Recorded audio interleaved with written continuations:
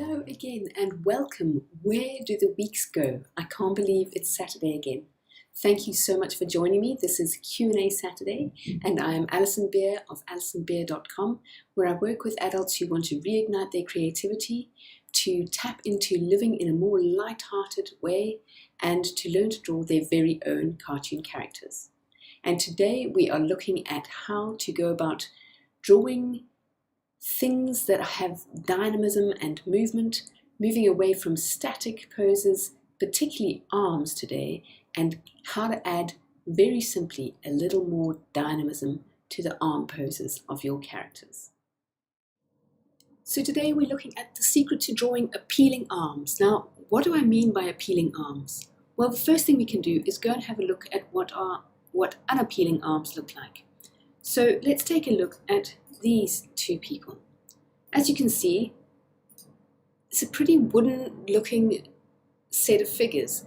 Each arm is doing the same thing, just on a different side of the body, and the effect is very, very static, very still. So we have to ask ourselves, well, what is the solution? What's the solution to that problem? And the solution is very, very simple. It's a matter of asymmetry. If you haven't yet watched last week's video, you can go and have a look at it now on YouTube or on my blog, because it's based on the same idea, this using asymmetry to create dynamism and movement for your characters. Having established then that symmetricality, being symmetrical, creates a static feeling in every single cartoon, let's go and take a look at how we get into things that are asymmetrical. What I've created for you today is 3 tips to avoid boring arms. The first thing to do is to practice when it doesn't matter. So do pages and pages of practicing different things that are asymmetrical.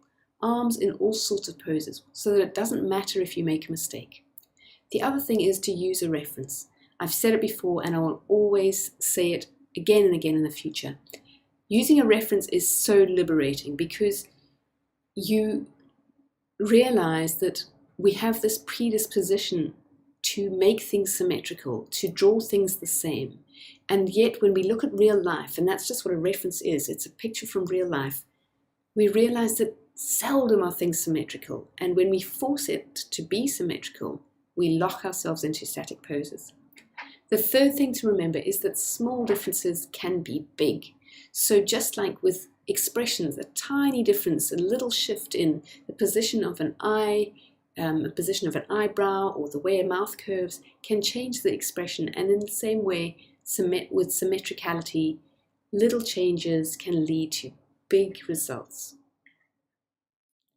Let's move on now to a couple of pages of stick people that I have drawn from references. I won't show the references because that would just get very long and dull, but they're drawn from references just to show you what non-boring asymmetrical poses can look like.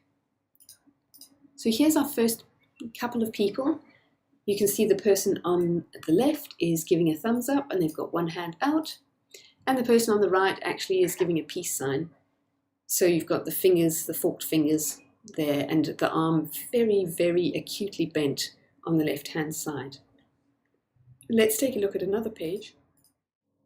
Now on this page you can see we've got the person on the extreme left's got one hand up by their face. So again, the arm has been bent at a very extreme angle to get that hand back up to the face, and the other hand is on the hip. The blue figure in the middle has one hand in the pocket and the other arm just straight by their side.